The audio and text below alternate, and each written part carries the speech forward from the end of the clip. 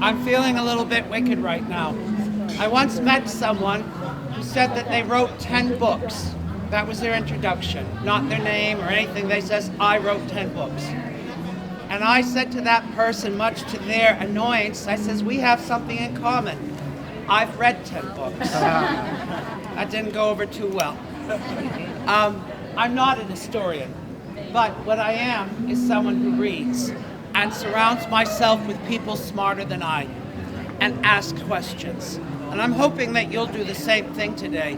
Ask me a question, interrupt me, and do not be polite about it, because you won't get your answers answered, your questions that you understand. So just interrupt me. Now also, I use my voice and I don't mic myself because I think the voice carries a little bit better. And if you disagree with me, let me adjust my volume, but tell me. Can you all hear me quite clearly right now?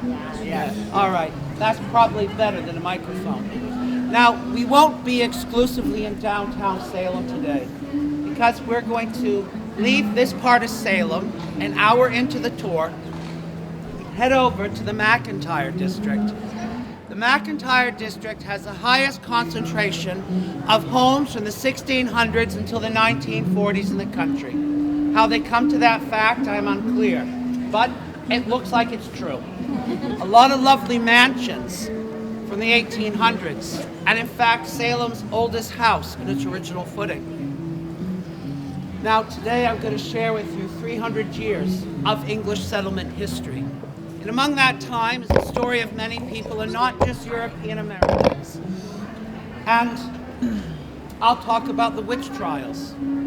I'll cover a significant portion of my tour will cover the witch trials, but I won't speak exclusively of that time because there are other individuals, exemplary individuals, and great history that deserves to be told. And so we'll lean into different directions.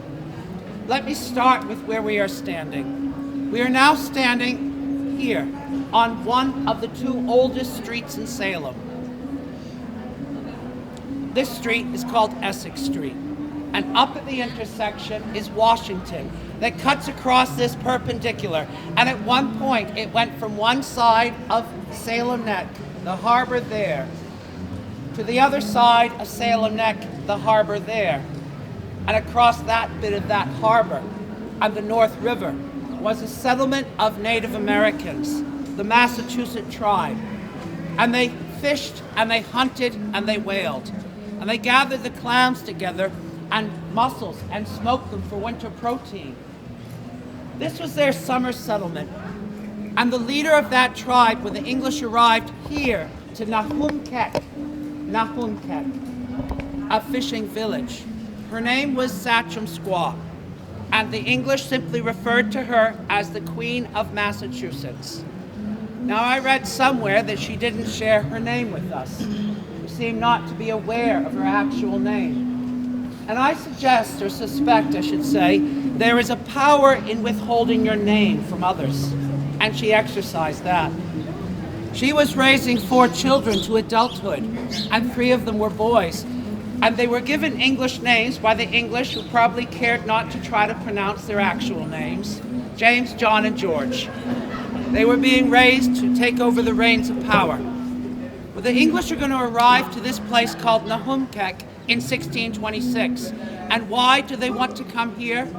They had been just north of here, a settlement called Gloucester, Massachusetts today, the Dorchester Company, a fishing plantation. A fishing plantation where they gathered up the fish and they dried it on fish flakes with salt. But the man who had the recipe for salt, he didn't have a good handle on making it. Perhaps he thought it was as simple as drying or evaporating seawater. I would have been lost. That seems right. Apparently no. And they were also dysfunctional. They suffered from drinking too much, so they weren't doing very well. And the land there was littered with granite from the Ice Age, so they couldn't really produce supplemental nutrition. And so they decided to come here, where there was 2 sources of fresh water, shamets. rapidly running springs, one of which at the intersection of these two streets rapidly bubbled up from the roots of a massive tree. Let's talk about the trees in this street. At that time, the street looked like this. Massive 100-foot American chestnut trees, massive oak trees, old growth ancient forest, and the Native Americans had done a slow controlled burn underneath those trees, so it cleared out all the underbrush. So it was rather like walking through manicured parkland with large trees spaced out under the protection of a canopy of massive growth. And it went all the way to the end of the neck. Now, the English had arrived here and there were two cleared fields. The water was good for them, the land was good for growing, and oddly, the fishing grounds are a little closer to here than they are to Gloucester. They try to make a go of it. They build 11 houses, but they're still dysfunctional 2 years later. And a ship pulls into the harbor early September. And on that ship is a governor, our first charter governor of Massachusetts. Imagine a man with a large ruffled collar with a black beard that you might not have liked. He becomes our first anti-tobacco governor of Massachusetts. Our current anti-tobacco governor is Charlie Baker. We're working on that all these years later. Maybe we'll put an end to cigarette smoking. That being said, he arrives here, and he is far from impressed with the men who are already here. Arriving with him and somewhat after are about 100 men, 3 of them ministers, one of them Reverend John Higginson. And they arrive here, and they really don't have room for these fishermen who are dysfunctional and drunk, so they kick them out. They send them across the harbor to a place called Beverly. And there they're allowed to build new houses and grow tobacco, as long as they stay out of the governor's hair. So this has happened, and to mark that peaceful transition, where these men are thrown out of their 11 houses and cast away, they changed the name of this place to Salem, after the word shalom, or peace, to mark that peaceful transition that really almost was not. Here's the final little bit of heavy lifting before we move along. June 12, 1630, 3 ships arrive in the harbor on that side. Sachem Squaw, who is the epitome of health and vitality, is waving, they say, to the English ships that come in. The lead ship is the Arbella.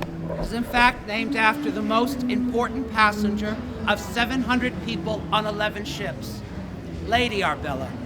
Her family has title in England, and she and her husband, Isaac Johnson, are the wealthiest shareholders of the Massachusetts Bay Colony, and the Charter of 1629 has come with them. It enumerates more rights than English people have ever enjoyed. Our Aboriginal colonial laws are established, and they will not be rescinded until just before our witch trials, which you know ends in a diabolical mess. So they arrive that day. The governor gets off the ship. He's given a meal of venison and pastry, and when he looks around, what does he discover? A problem. 12 houses. He has 700 people in the way. The English are not doing that well. They're a bit sick. 700 people in their way don't fit into 12 houses, and there's a whole forest that needs to be cleared to make way, and it only takes a month to cross the Atlantic from Southampton, England, where those ships left from. By the way, the Titanic leaves from there as well, much later in history. So this is what happens. A Governor John Winthrop, and I'm leaning down to this bag here. A Governor John Winthrop gets back in his ships, and every ship that comes there afterwards is redirected down the coast to a new settlement called Charlestown. There they erect a tent city. They cobble together booths of wood. And some weeks into this experiment, the governor and others have grown so concerned as the winter is growing closer. The growing season was half over when they arrived. They have no time to grow a reliable crop to sustain them. And these people have left all of their homes and churches and workshops behind in England. There's nothing here for them. If they are to survive, they're going to need God's help. So the governor writes a letter to Salem and to Plymouth Plantation, And the letter states that God's hand is turned against us, that we might not find survival in this wilderness. And if we are to survive, he requests that every citizen of 2 colonies on July 30th, 1630, get down on their knees and sing the 107th Psalm of David. And so they do that day, in fields, under trees, by homes. And the psalm was sung according to a guidebook from 1697 to the doxology. I'll share a little bit of it with you. Book I'm holding as a facsimile of the first book published in America in Cambridge, Massachusetts in 1640. The Psalms of David, poorly translated into English meter. They would describe the Puritans, our Puritans, as sounding like cows lowing in a barn by an Anglican. Here it is.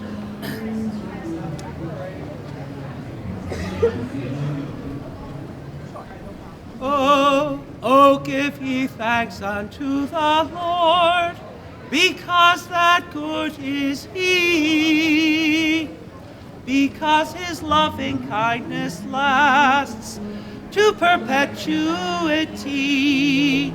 So let the Lord's redeemed say, whom he freed from the enemy's hands, and gathered them from east and west, from south and northern lands. Each desert in a desert way, they wandered no town find, to dwell in hungry and thirsty, their soul within them pined. Then did they to Jehovah cry, when they were in distress, who did them set at liberty out of their anguishes, in such a way that was most right. He led them forth also, that to a city which they might inhabit they might go. And there's a semblance of the music on that day.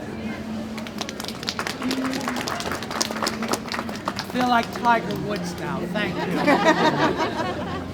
Now, this right here may not look like a great costume, but I've never worn a costume for my tour. So I don't mind wearing something utilitarian that lets drivers who are rushed and crazed knowing that we're on our way. If this yellow keeps us safe today, then so be it. And it will keep me warm. So, could anyone use a lavatory? Oh my goodness, you're all very well prepared. You all get gold stars. Follow me.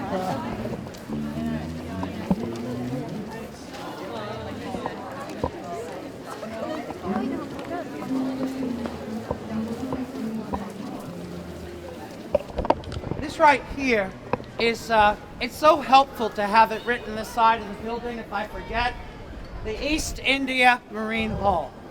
The East India Marine Society, founded in 1799. The first president is Captain Benjamin Hodges, a man who is a captain for Elias Haskett Derby. Elias Haskett Derby's a merchant, born in 1739, and he comes into a family business. Elias Haskett Derby will have ships eventually that will go to India to bring back textiles, which are 400% profitable. He will have the first ship from New England to travel to Canton, China. Well, not exactly Canton, a little short of Canton, Whampoa. They have to make the rest of the way up in a rowboat. But also the first ship from America, the United States, to trade with the port of St. Petersburg, Russia. And according to a recent book, when Elias Haskett Derby dies, he has a fortune of somewhere around $1 million. That, when translated for today's economy, is about $31.4 billion. So he was fairly well off, and whether or not he is a millionaire or not is a moot point and not terribly important. He had a captain, and he's the first president of this society. Now, this is now part of the Peabody Essex Museum. It was once referred to as that Salem Museum. You know, we're lucky to have it. In the late 60s, there was a plan from the Salem Redevelopment Authority. Salem Redevelopment Authority was planning to drive a 4-lane highway through this part of Salem, tear this part of Salem down and build office high-rises, but for the chance meeting of two women. There was a woman, Elizabeth Reardon, who lived on Chestnut Street, a street we'll be at later, and she was standing on her front doorstep one day. She saw a couple of people walking down the street, among them Ada Louise Huxley. Ada Louise Huxley was an architectural critic, if I could describe her briefly, and wrote for the New York Times. The two women had that chance meeting, and Elizabeth invited Ada Louise into her home. At the end of that meeting, Ada Louise had written a walk down Chestnut Street, had it published in the New York Times, and the Salem Redevelopment Authority reconsidered its plans to destroy this part of Salem. And so if there's anything here today, you can thank these two women. And as if they needed anyone to prove them right, it would be another woman, in my opinion, who proves them correct. And her name is, you know her from Bewitched, so I have a name? Elizabeth Montgomery. That's it. They filmed 8 episodes of Bewitched north of Boston in 1970. 3 of them in Salem, the Salem Saga. And after those shows air nationally, people start to flood to Salem to experience our Witch City history. And so thus proving the 2 women who would have Salem preserved historically, that it was worthy to keep this. Had that not happened, the Peabody Essex Museum was likely to leave for Boston, and even these buildings would be gone. If you have time, check out the Peabody Essex Museum. It's an excellent resource. But we're going to make our way over to the Salem Witch Trials Memorial, so I'll have you follow me.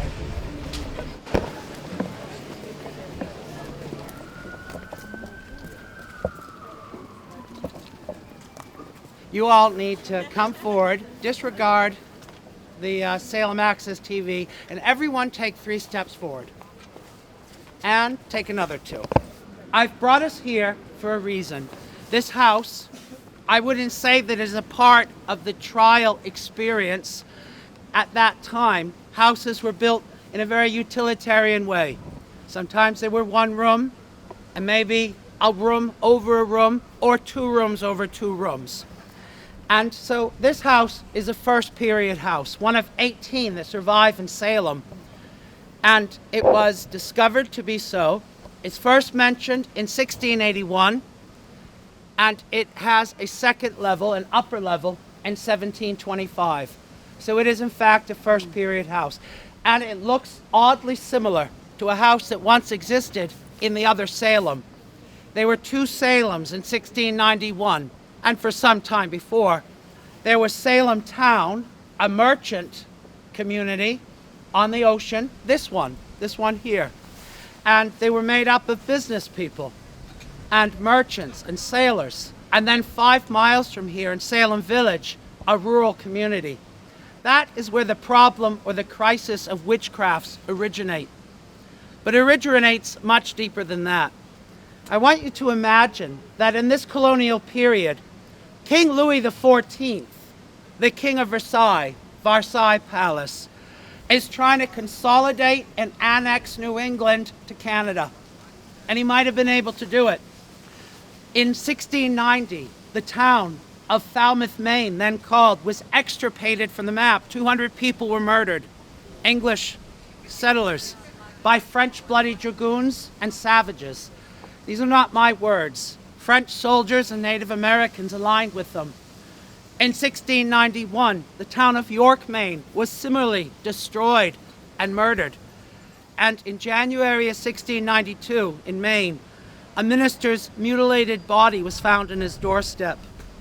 To generalize what the stories were that were coming back here, terrorizing us, an uncertain time where 35% of English towns and villages from Maine to Connecticut were eradicated, burnt off the map in that King William's War. You might imagine cows, cattle stumbling out of a tree line, fatally injured and bleeding to death, and French soldiers following. And they come up to the garrison towns and they speak. They speak in English so they can cause the most amount of fear. So there's no mystery what's about to befall the settlement. And sometimes they fell. And infants, it was said, were dashed in their cribs and the elderly killed. And some lucky people carted off to Quebec as prisoners to later be exchanged. There's also a flip side to the history that it is said and written that some New Englanders who were kidnapped by Native Americans when their ransoms were paid didn't want to come back because it was better there. That was also a slight truth. It was sometimes better with the Native Americans. But this was a fearful time. And what is the reason? The ministers here in coastal New England were speaking of it. Satan has dominion over the corners of the earth, and New England is one of them. And he is using the French soldiers and the savages to destroy us. And so that was the fear of the time. A multitude of spirits in an invisible world. A belief that people could be attacked in their household by those spirits through windows, doors, chimneys, well openings. And in 1691 in December, in a house not dissimilar from this one, 5 miles from here, a minister's home, Reverend Samuel Parris of Salem Village. His 9-year-old girl, Betty Parris, falls to the floor and has a convulsive fit. And Dr. Griggs, a local physician, is called. He examines the child and he determines that Betty is sick. And a month passes and her cousin Abigail, an 11-year-old girl, a blonde girl, a niece of the Parrises, who has seen the war and has been scarred by it, has certain memories, and she also has a fit. Dr. Griggs is called. He examines the children. He brings with him Mr. Hale. That is the title of a minister, Mr. Reverend John Hale of Beverly. And they see that Abigail is flapping her arms, and she cries the words, wish, wish, wish, and appears to be borne in flight, inches above the floor, above her tippy toes, and is nearly deposited into the fire in what looks like them to be a spectral attack of some invisible spirit or devil. And Dr. Griggs diagnoses both the children with an evil hand. This simply means a spirit has been born against them. It is not witchcrafts. But Reverend Hale later writes that this the villagers take up in Salem Village and describe as witchcrafts, human beings intervening with the devil against the children. Reverend Hale cautions his counterpart, Samuel Parris, the minister of Salem Village. He says to him, pray and fast for Betty and Abigail, but don't make any accusations. It's too soon. Let God sort this out. For weeks they let God sort it out. Then one day, someone doesn't think it's effective. Her name is Mary Sibley. She's one of what I call the 3 worst babysitters in Salem Village. My words, I'll stick by them. The babysitters that day are Mary Sibley, an English superstitious woman who has knowledge of a very dangerous book, Mother Bunch's recipe book.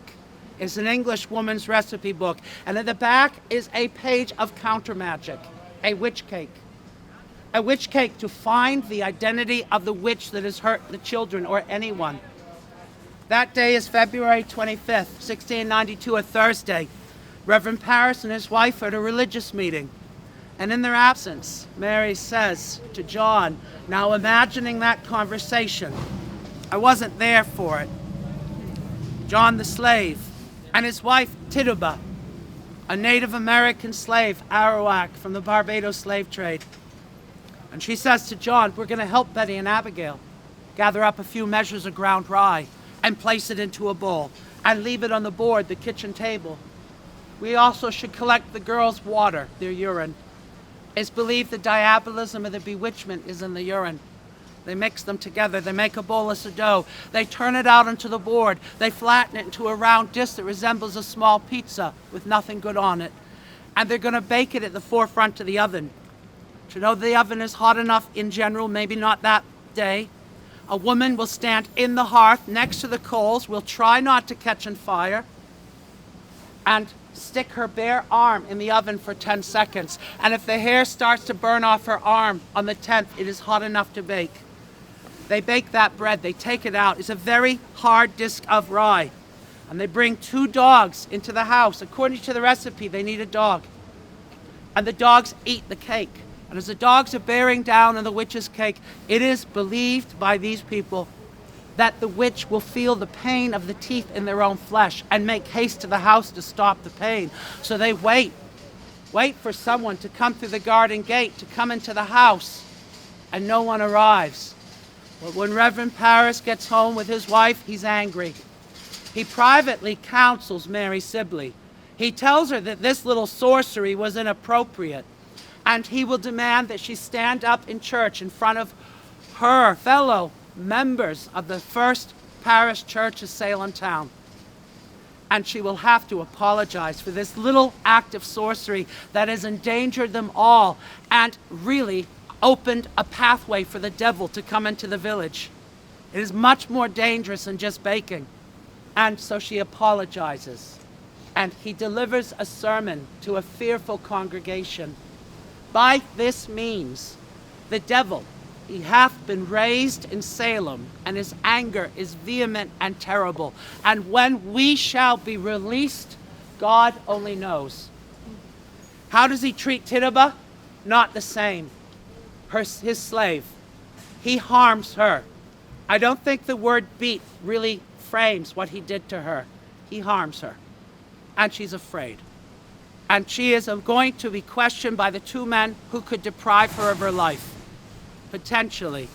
Judge John Hathorne of Salem town, a magistrate, a county magistrate for Essex County, and Judge Jonathan Corwin, the other magistrate, who sat feet within each other at church in Salem town. And those men on March 1st went to Salem village and sat and questioned Tituba, who had been beaten. Hathorne asked her, "How do you go?"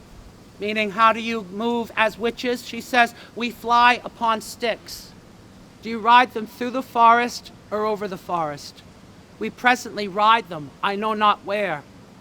I am slightly paraphrasing, but close. "And what hath Sarah Good, a poor beggar woman whose husband can't support her, who's homeless, who goes from home to home, and sometimes she grows on people?" She describes a familiar, an invisible spirit given to Sarah by the devil when she became a witch, that's invisible to most people, except witches and a couple little girls whose urine was used in the witch's cake. And Tituba says, "It is a little yellow bird." Tituba can see it, and she offers me one, but I do not accept it. To have a familiar or consort with it is punishable as a felony, hanging. "And what hath Goody Osborne, a woman of higher status?" She has a creature with wings that walks beside her, and I have not seen it, but Abigail, whose uncle is the pastor in Salem village, she has seen it, she. And then he asks a question that would be hard to answer. "Did you not hurt Mr. Corwin's child?" The other judge silently waits on the answer to see if his 8-year-old son has been harmed with magic by Tituba. No, but Goody Osborne and Sarah Good did say they hurt the child, but I would not. And did they? They said they did, but I don't know. And she is asked, "Did you sign the book?" You know the book, the devil's book, the proverbial devil's book. I did, but only to save the children. He threatened to harm them. Finally she says, "But now I am blind and I cannot see." And she is put over to Salem prison, one of those places. And she'll never be put on trial because she has confessed to the crime of witchcraft and given up the names of at least 9 other individuals who were rounded up. And with that information and the panic that ensues, 6 more girls, lower stations than Betty and Abigail in life, some of them servants, 3 middle-aged women, one of them Bathsheba Pope, the aunt of Benjamin Franklin, and 9 males from Boys to Men, are afflicted with being stuck with pins, burnt with brimstone, hurried and carried into wells and fires, and some lifted up over their houses and treetops. for many miles together. And they go to our governor, Simon Bradstreet, and they ask him to do something about it. Trials. We need trials. And Simon, our governor at that moment in time, a man who once pardoned a woman of witchcraft in Newbury, Massachusetts, only to err on the side of caution, a careful, decent governor, his answer is this: no, witchcraft trials would be an embarrassment to New England. I won't permit them. But across the harbor, across the Atlantic Ocean, in England, Sir William Phips, our next governor, is kneeling before King William III of Hanover, kisses his ring, has been given the charter as 1691, and is going to be on his way back. And when that man returns, he is sentenced to trials, the Court of Oyer and Terminer. The only reason that the memorial adjacent to us right now has 19 benches, 14 of them women, 5 men, that indicate they were hanged between June 10th and September 22nd, and 1 bench for Giles Corey, who is judicially tortured to death. Because a governor came back and he believed that we had a crisis of witchcrafts. I'm going to send you into that memorial in a moment. Across the way is the first bench chronologically. There are 20. Take a few minutes, walk through, and then meet me back here. I'm not going to try to guide you through that crowded space. And I'll lean into this story later because there's much more of it.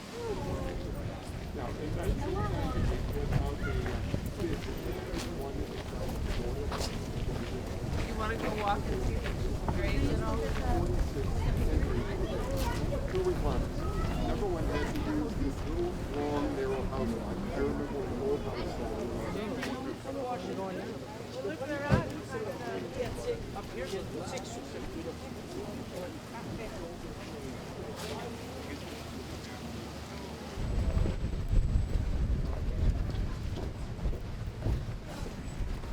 I stopped here in front of this building here, this Oriental building. It's the Yin Yang House, and it means the house under the shade of a tree. And it's from Guangzhou. And the reason it is here, it's an homage to our trade that Salem enjoyed with Canton, China. I can't underestimate how important that trade becomes. By 1800, Salem is the 6th largest community in the nation with nearly 10,000 people. We're the wealthiest community per capita and the center of the North American spice trade. In 1786, we're going to start bringing back Canton Ware from China. It's a porcelain, and porcelain was heavily sought after. In fact, there's a word for porcelain, the love of it, and it's porcelain krankheit, which translates to porcelain sickness. I would equate it to Beanie Baby sickness, except Beanie Babies are not really valuable. We thought they would be, but they're not. But here is a piece of Canton Ware. It is not antique. I got it from the gift shop at the House of the Seven Gables. This becomes very popular in America. And the first ship from New England to bring it back is the Grand Turk, a 330-ton ship. And it was owned by Elias Haskett Derby and a young captain. A young captain, Ebenezer West, was on that ship when they came to Port Louis outside of Madagascar in Africa, and they were trying to sell a cargo of rum, butter, and sugar to no avail. When a Frenchman, thank God for the French, approached the young captain and offered to rent the ship, to take the ship to China. There was a couple of problems with this. Least among them was the opportunity to go to China. The problem was the passage they would need to take was through the Straits of Malacca. This is below Thailand, and between Malaysia and Sumatra and Java is a 500-mile long stretch of land, that water, I should say, that is infested with piracy and has many natural hazards, and they were very likely to die. The young captain took the risk. There was no insurance policy in the ship to go through that way, and they go through and they make it. And they come to the mouth of the Pearl River, where the ship is inspected. It goes up from Macau and comes to a place called Delta Tigris. It's not a little cute little river, but one that breaks up into many islands in a delta. And they finally make their way to an island called Whampoa, where the ship is stopped. At that point, the celestial representative of the Emperor of China gets on the ship and assesses a huge amount of fees, $3,000, at a time when a carpenter is making 76 cents a day. $3,000. What are the fees? The fees are a bribe for the Kohong merchants. 12, sometimes 13 self-made men in Canton, China, who by edict of the Emperor of China are in charge of all the trading. They're immensely wealthy. One Kohong merchant years later will invest his money with the Forbes family. It became the equivalent of $1 billion. That wealthy. They're not even a class, they're just self-made. And a bribe is paid to the merchants sight unseen. And then there's a tonnage fee for everything the ship can hold, and an opening up the barrier fee for the celestial representative. And only then is the officer in charge of trading, the supercargo, and the captain allowed off the ship and onto a rowed boat called a sampan and rowed 12 miles to Canton, where they encounter a vast walled city with houses behind the wall like that late 18th century merchant's home. And they're not allowed beyond the wall. We are foreign devils. All the Americans, all the Europeans. It is a closed society. And in Canton, they're bringing in teas from the mountains, a variety of teas. They're going to purchase 501.5 chests of tea. One of the teas is a sencha, a pan-fried tea. Another Hyson, a green tea. This tea here, you can have a smell, is colonial bohea tea. It is the cheapest, meanest tea in the colonial market. We could all afford some. It is made up of all the tea is tracked in the floor and swept up anyways. It is a tea they throw overboard in the Boston Tea Party. And it gets tracked in the floor by the men in bare feet with the Q haircuts that stamp the tea down into the big crates. And have a smell of it. It hasn't had feet on it. This is okay. And the most expensive tea is souchong. Souchong is made in the mountains of Canton, and it is smoked with pine wood. And I'll send it the other way, so high-end tea to the left. So they come back to Salem in 1787, and you know, Derby has rushed down to the wharf to see his goods that have come in. He's very excited. It takes a whole month to offload that ship. When they're done, they'll send the ship back to Port Louis, outside of Africa. When they get there, they realize something. The price of tea has gone up dramatically, and they can't afford it. So what do they do with the ship? They sell the Grand Turk to buy the next lot of tea. The ship was far less important than what would go on it. Listen, you've never worked so hard for a piece of candy in your life to listen to this story. That's not a witchcraft story. What I have in this basket is special. It is the first patented candy in America. It is created by Mrs. Spencer. She brings the recipe here. And she was a shipwreck survivor. And her neighbors gave her a barrel of sugar. And from that barrel of sugar, she made a candy called a Gibraltar. It's made with water, sugar, cream of tartar, a byproduct of wine fermentation, and peppermint oil, this variety. And she sold it from a basket in the church steps in Salem, and eventually had enough money for a wagon. And eventually, it becomes part of the legacy of the Miller Candy Company from 1806, and the Pepper Candy Company still makes this candy all this years later, the first patented candy in America and the most famous candy in the world for a time. Our next part of our tour will be down at the McIntyre District. So we have about a 5-minute walk, casual, to get there, but once we get there, thank you, it is worth it.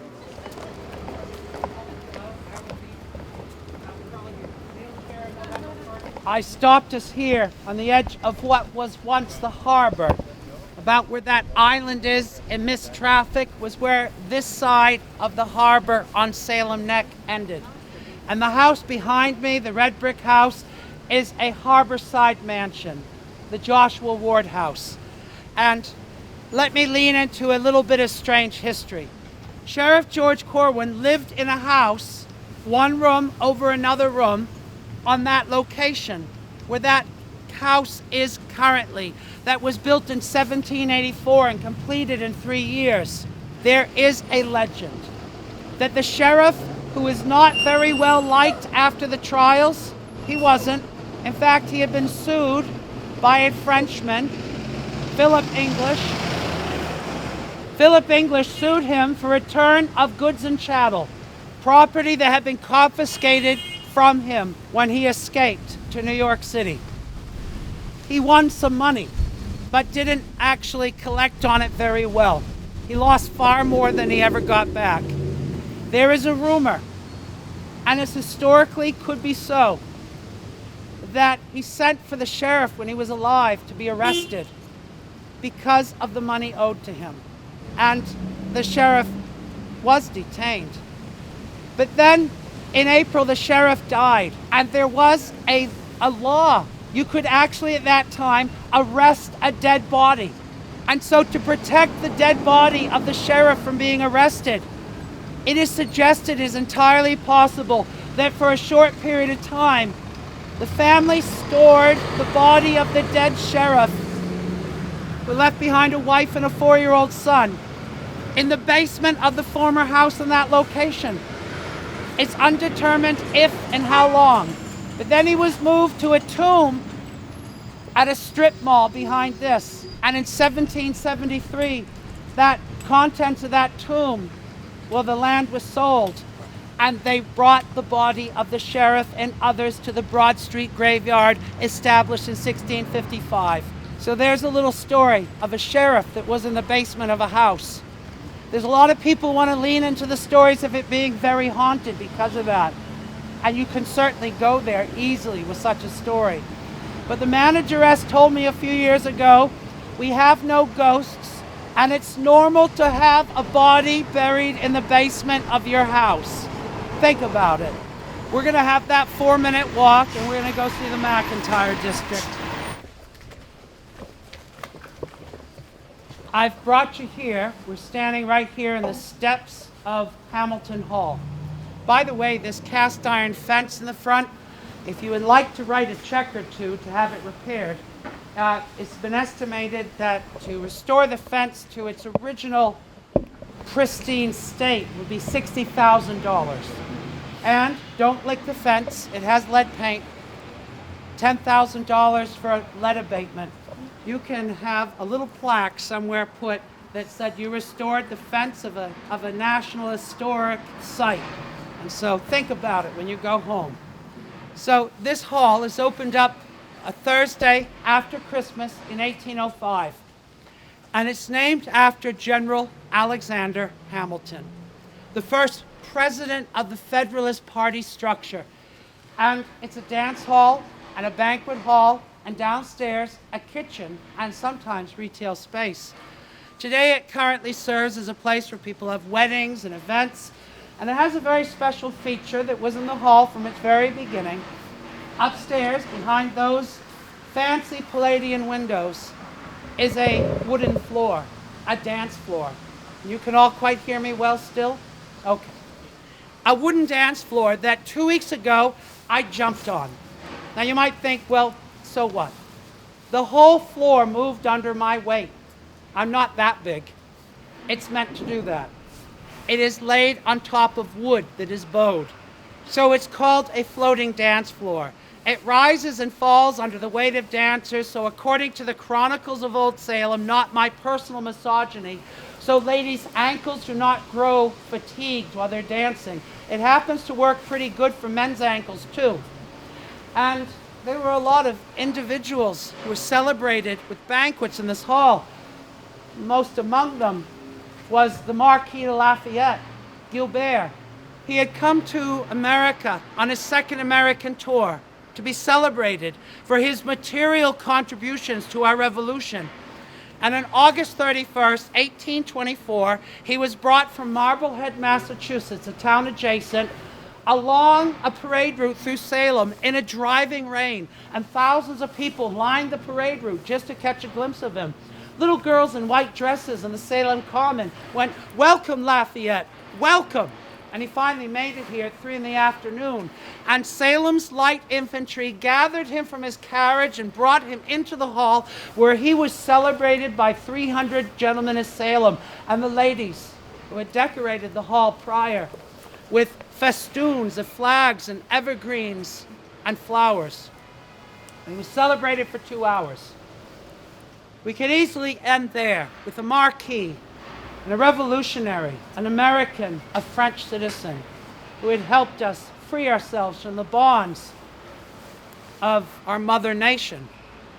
But we shouldn't. Downstairs, providing that meal, was a caretaker.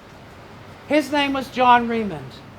He had come to Salem as a boy from Curacao, a Caribbean island.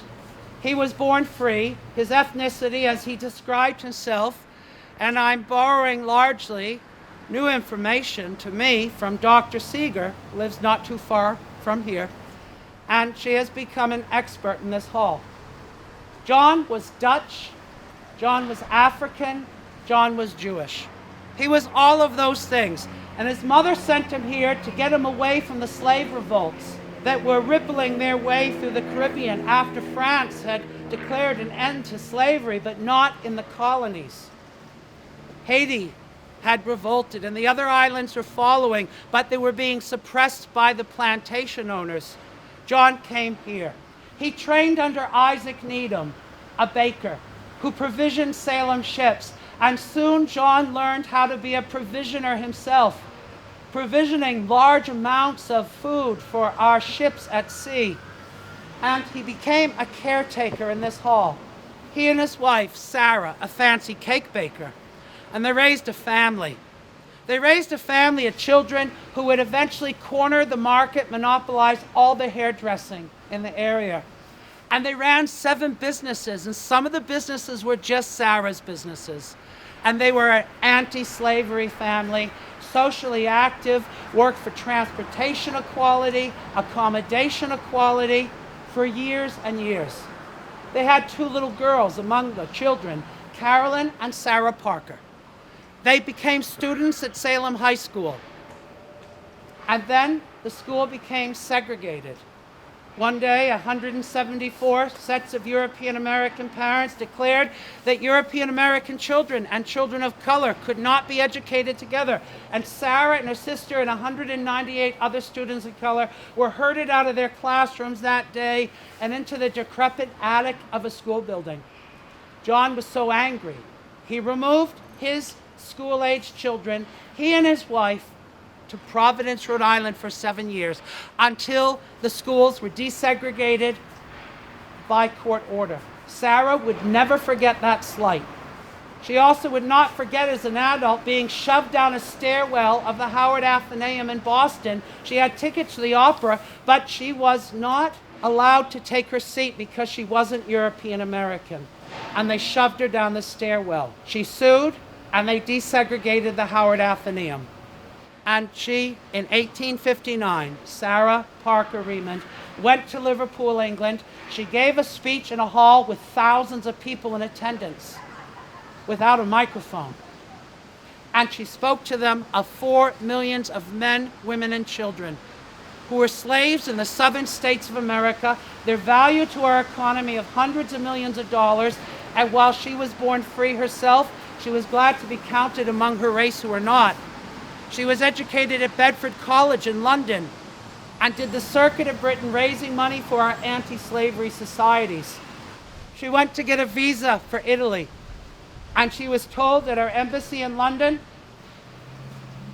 "No, you're not a citizen of the United States of America." The woman who was born in Salem in 1824, why was she not a citizen suddenly? Because of her skin color. The Dred Scott Act had determined that Africans were not in fact citizens. She could at that moment neither come back to the United States, where she's not recognized, nor could she go to Italy. She had no country. And so her father rails against this back here. She does eventually make it to Italy, is educated as a doctor, gets a medical degree, and practices medicine for the final 20 years of her life in Florence. and dies in Rome, which is a center of expatriate life for Black Americans then. And there's a plaque in the Protestant cemetery put there by the Roman government in her honor today. And so upstairs we celebrated a marquis for his assistance. And downstairs for 6 decades we had a family that was so socially active that they contributed to the independence of 4 million more individuals later in our history. They were part of that equation. And so that's one of the better stories of Chestnut Street. Around the corner is our second oldest colonial graveyard from 1655. When I get there, I'll share with you the rules of engagement with an ancient New England graveyard and how to keep it preserved for another 300 years.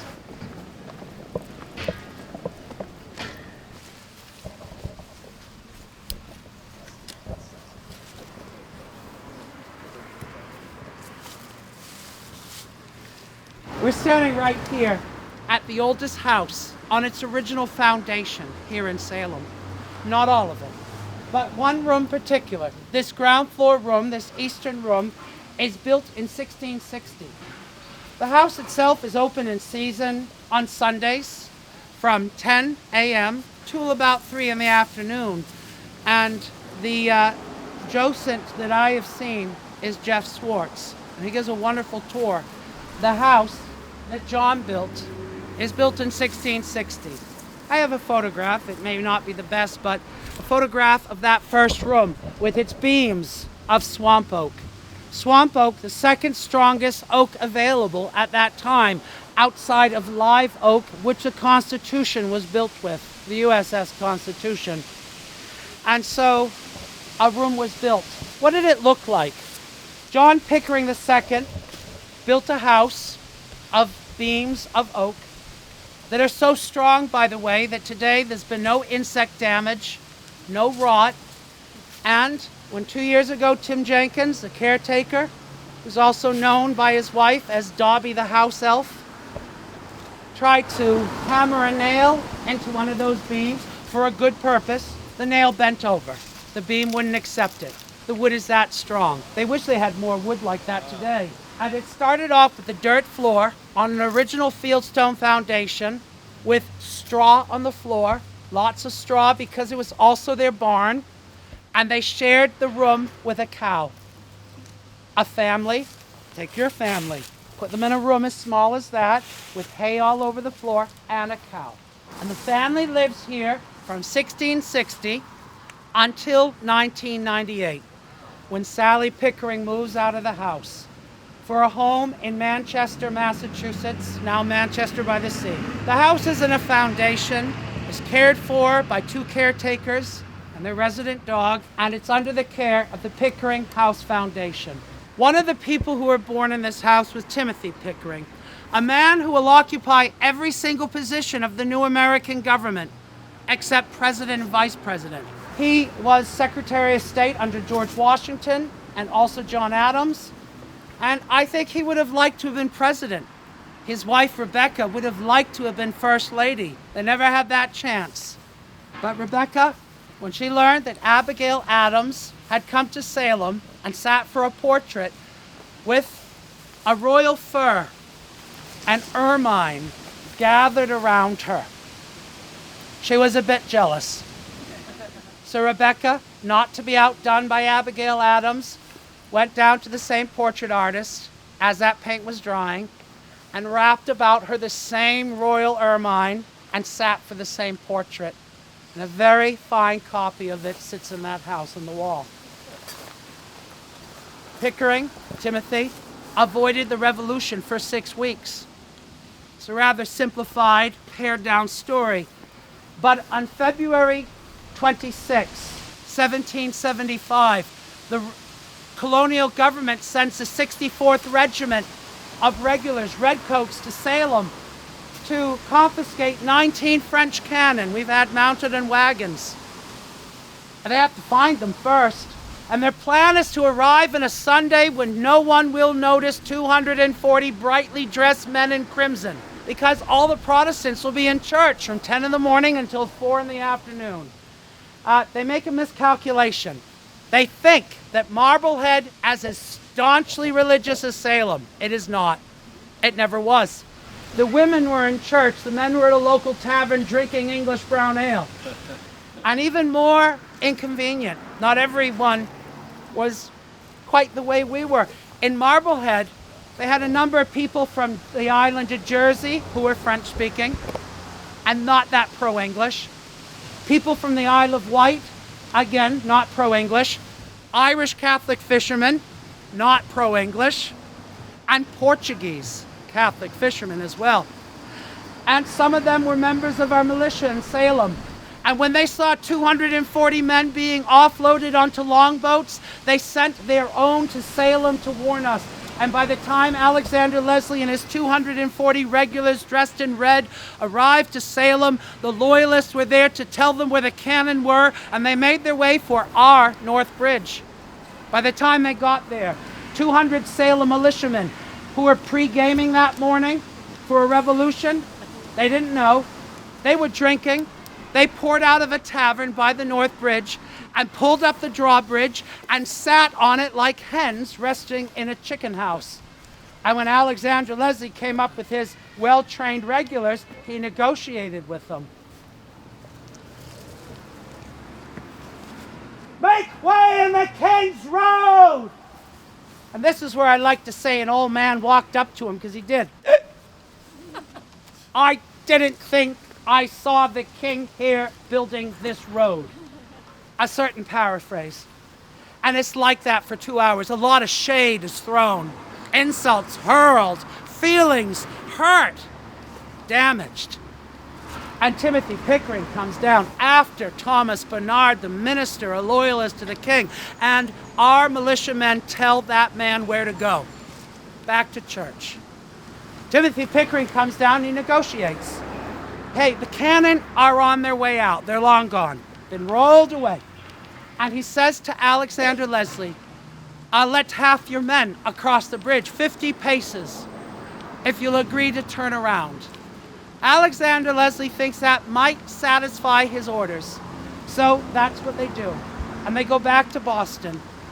And Alexander Leslie, unfortunately for him, for having done half of his job, is court-martialed. But the war is avoided for 6 weeks. And the next time we have that problem, it's a story of April 19th. The shot heard round the world. It is because the next colonel is not going to be court-martialed for turning around. And the revolution begins. Across the way is a lovely graveyard. We're going to go check that out.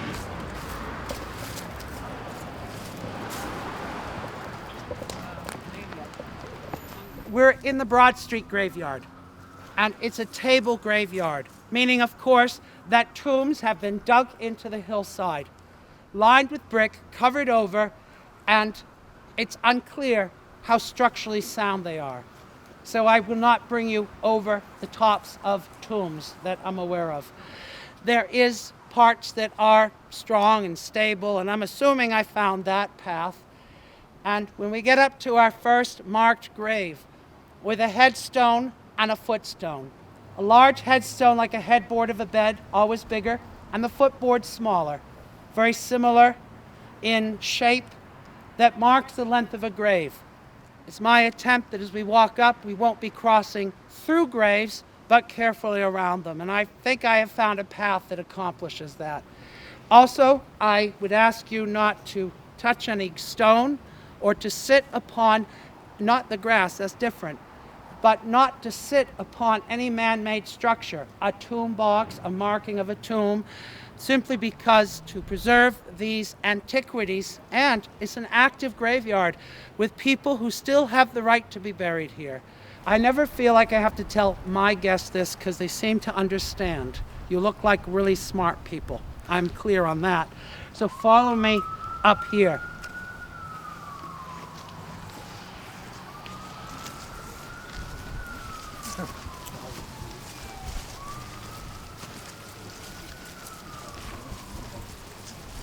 I'm going to let this be my example. Here's an example of a headstone, like a headboard of a bed, the length of the grave, and a footstone corresponding, smaller but similar.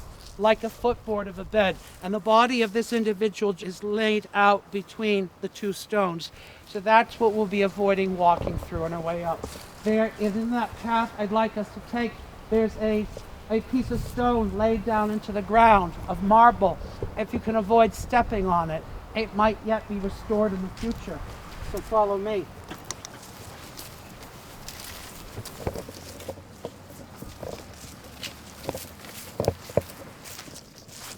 I give just a little, you're fine, but I give a little clearance to this stone, only not out of necessarily respect, but respect for the fact that I don't want to plunge through the earth into a tomb, because I think this is the ceiling of the tomb by this. And this obelisk of marble that's very much eroded by the weather has buried beneath it the family of the Corwins. The Corwin family. Judge Jonathan Corwin, also Sheriff George Corwin, who dies 5 years after the trials, April 12th, 1697. So I hope I have that right, since it's in camera permanently. But the sheriff dies. And the judge, Judge Jonathan Corwin, one of those two magistrates in town who had questioned Tituba, after the trials, the Court of Oyer and Terminer, he gets elevated to the Supreme Judicial Court of Massachusetts, which is really formed in 1693, in short, the Court of Judicature. And that court was to resolve the crisis of the witchcrafts. But I had hardly begun, so let me just get you to that point. Our Governor Simon Bradstreet said no to trials.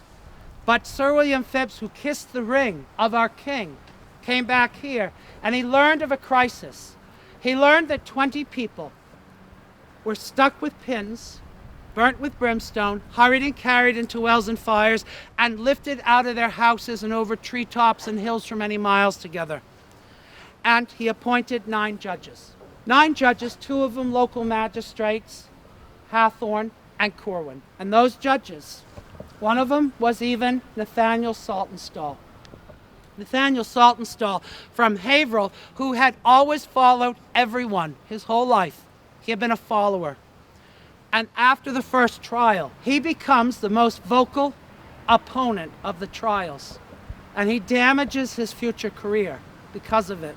The first trial was a woman who had been accused of witchcraft prior. Her name was Bridget Bishop. When she was first accused, she was in her 30s. There was a little boy, many years before the trials, a 4-year-old boy, Samuel Shattuck Jr. He was a little boy who had convulsive fits, very much like Betty and Abigail were now in 1692 having. And that boy's father, Samuel Shattuck, who was not a Puritan, we have our ideas, they believe that most people are going to hell, and that through a gift of grace, a very few, a sainthood elect, go to heaven. Samuel Shattuck was a member of the Society of Friends, Quakers, and he dyed fabric, and his wife had a little shop out of their home. And one of their customers had been Bridget Bishop, who had gone by other names. She'd been married more than once. Goody Oliver, Goody Edwards, Goody Bishop. Goody Bishop, Bridget Bishop, had come to his house years earlier, and she would bring little bits of work for him to do. He dyed fabric, a pair of sleeves to dye. And while she was visiting, he would later claim that she countenanced his 4-year-old boy and caused him to have convulsive fits. How is this so? They believed back then there was something they referred to as a plastic spirit. It's the evil eye. You look at someone with malicious intent and you strike them to the ground or harm them. And that little boy would bruise up and shake, his hands would shake, and he was like this for years, and eventually he dies at age 17 in 1695. And they accuse her of countenancing their boy and harming him. They also accuse her of bringing in a few bits of small lace that are hardly big enough to dress a person's clothing, but are perfect for a poppet doll, stuffed with pig bristle, that actually people made who are not witches, and put in the walls of their houses to stop spirits or witches from entering their homes. Counter magic. Very common at the time.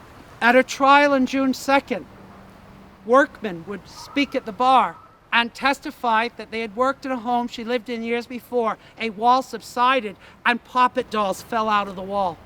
The dolls no longer existed. They were now evidence, sight unseen. So not physical evidence, just spoken of. They allowed some hearsay at her trial, and they also claimed that she sold cider without a license. One day, little Samuel Shattuck, the little boy, had brought a man to her house in downtown Salem here to buy a little bit of cider that she made without a license. He stood by the front door and inquired about the cider, and the little boy, so frightened of Bridget, hid round the corner, hoping she wouldn't see him. Well, she saw him. You know when someone's standing behind you and you turn around, you know they're there? She knew he was there. And she cussed him out. And she sent the man away without cider. She was also accused of bringing her underwear to Mr. Shattuck, her shift of linen that she wore under her woolens. And he would say that a modest Christian woman would not wear such things. Based on evidence like that, and that she argued with her husband in public, she was sentenced to death on the 8th. And on the 10th, she was put to death. She was brought a mile up Essex Street to the Boston Road that turned towards Salem Village. And she was brought to Proctor's Ledge, a rocky ledge. It was not then called Proctor's Ledge, on the edge of a pasture land where they commonly graze the animals. They had chosen this as a site. They had not previously had a place of execution. The picture here is maybe a ledge, if I estimated, 12 by 7 feet or something like that without a measuring tape.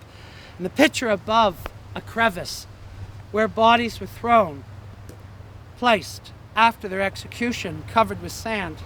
We believe this to be the location where this was done. It is now behind a Walgreens. It was then not a Walgreens, but a tidal pool by the end of the harbor and a river. And Bridget Bishop was hanged here. By whom?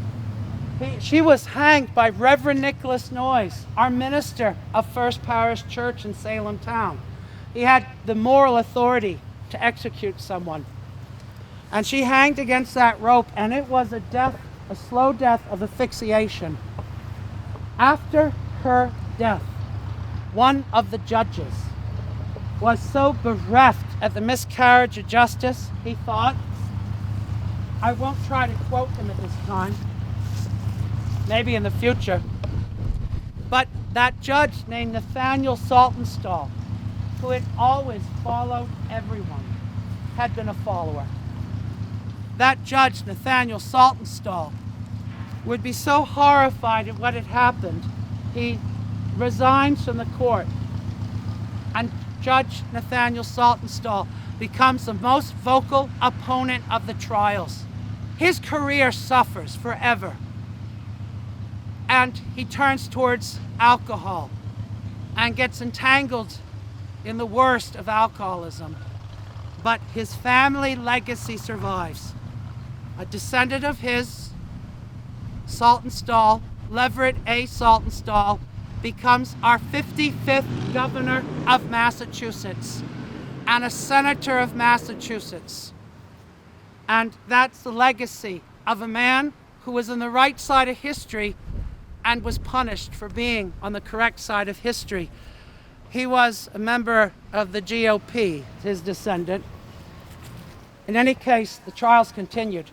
19 people were hanged for witchcrafts based on terrible scant evidence, including the testimony of ghosts. And one man, Giles Corey, is pressed to death.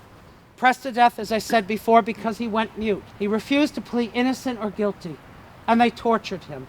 They took pains with Giles Corey, a man of about 81, for days, asking him to plead innocent so they could give him a fair trial. They decided the old man had suicidal ideation. So on the 18th, knowing they were about to kill him the next day, they excommunicated him from his church. He was no longer a member. He would not be going to heaven in the future. That's what they believed. I'm certain that's different. If there's a heaven, it's different. On the 19th at 8 in the morning, they took the old man, Giles Corey, whose wife was awaiting herself to die by hanging on the 22nd, and brought him to a place by Prison House Lane. They laid the old man on his back, and they put boards over his chest. And the sheriff, George Corwin, and his under-officers placed heavy stone on the boards. Pen e forte e dure, to press. They wished to get a confession or some admission of guilt or a plea of innocence. He went mute. He did not give either. And some hours into this, only 4 in total, but partway into it, he's so fatally injured he could not have survived. And around noon, he lets out an asthmatic gasp. He can't take another breath. The words are Milton's words, a poet many decades, years, a long time later, Milton, who describes that asthmatic gasp as being the words more weight, and his chest caves in and he's dead. And he's ordered buried at a crossroad because they believe that he had suicidal ideation. They essentially believed he died of suicide because he didn't help himself out of that torture. After that, things went bad. The 22nd of the last 8 executions. And then in October, our general court met and they ended the court of oyer and terminer because they decided we would return to our normal Aboriginal colonial laws that gave us more rights. That's a longer story. But they would not execute anyone after that. And then something else beyond that. The governor's wife was accused of witchcraft. John Hale's wife, the minister, his wife was accused of witchcraft after October. The wealthiest woman in New England, the mother-in-law of Judge Jonathan Corwin, is accused of witchcraft. You see where this is going? They want to be done with this. 5 years later, the jury has apologized. And they claimed that they were deceived by the devil and the spirits of air, an allusion to Ephesians. The spirits of air are the fallen angels, the deceivers, and that we had killed our innocent neighbors. And we were guilty of that blood. And we couldn't possibly go into heaven as a juror. And so they asked for the forgiveness of all the surviving sufferers in a special. And for 80 years after these trials, no jury in Essex County, maybe with an asterisk or two, would execute, sentence to death, another person for 80 years. Simon Bradstreet had been in fact correct that New England would be deeply embarrassed by witch trials, and we were. Thank you.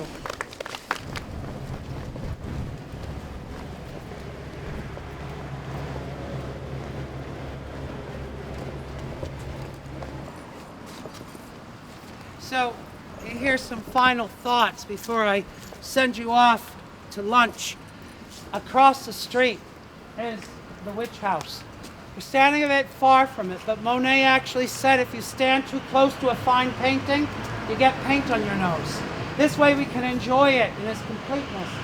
It belonged to Judge Jonathan Corwin and generations of his family afterwards, and it was changed significantly and has been restored to what they believe it looked like in 1675 when he had it greatly enlarged. So a judge's house is now called the witch house.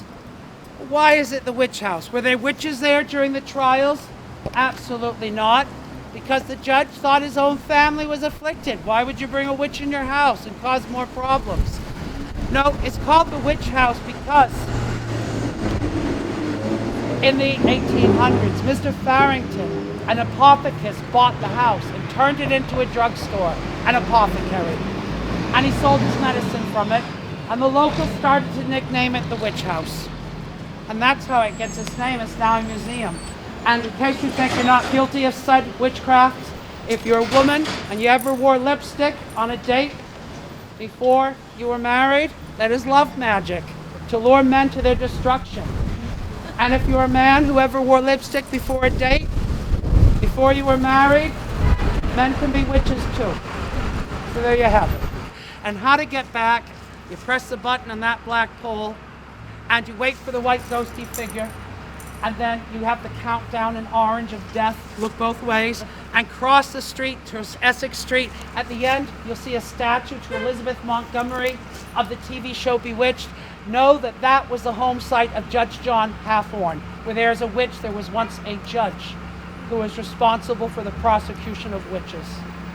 Not real ones, though. Enjoy the day and be well. Thank you.